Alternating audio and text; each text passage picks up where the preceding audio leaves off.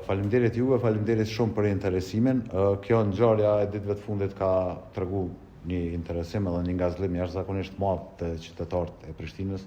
Ne kemi për obligim ju tregu të gjithëve që ky nuk është një proces i veçuar dhe i veçantë, po është një program i tërë i transformimit të transportit publik urban, i cili ka fillu që në vitet e para të qeverisës mandatin e parë të kryetarit Rama dhe është duke vazhdu. Në fazat në vazhdim është modernizimi i flotës, është riformatimi i linjave dhe rritja e frekuencës në të gjitha linjat kryesore të qytetit.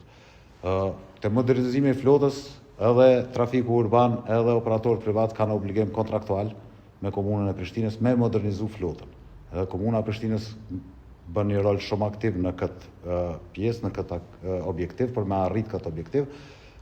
Ka fillu procesi, momentalisht janë modernizu 26 autobus të operatorëve privat, janë në qytet, janë duke operu, ka autobus elektrik, ka autobus hibrid, ka autobus dizel të standardit Euro 6, po autobusa 3.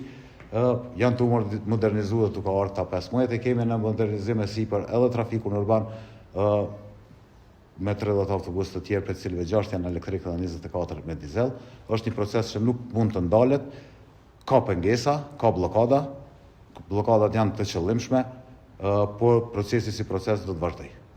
Jo, priten me ardhë, kanë kohën e vetë të liferimit, këto janë makineri industriale, nuk janë makineri komerciale që në shmehime një dishana dhe me i ble, zakonisht porositën bëhen me porosi edhe merë kohë pjesa porosisë. E gjitha po besoj që mrena 8 javë mund t'je në teren. Ministri Murati ka bërë një thirrje, një postim publik, është në drejtën e tij me bërë postime publike çfarëdo dhe me pas bindje çfarëdo.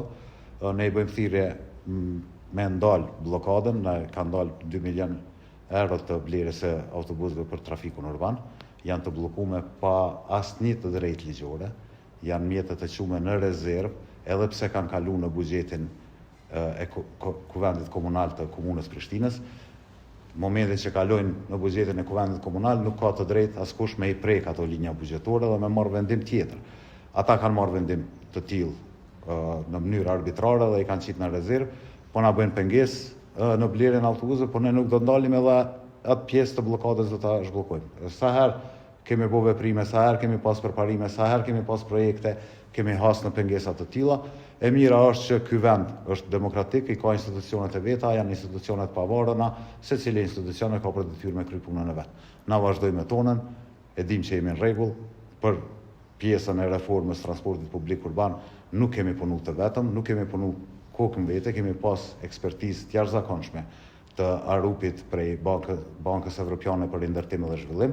Është një ekspertizë që është dhënë në krejt Evropën edhe në shumë vende tjera të botës, janë praktika që janë përcjellë në të gjitha vendet të botës, nuk janë shpikura prej neve, janë edhe direktiva të Komisionit Evropian se si duhet me shku.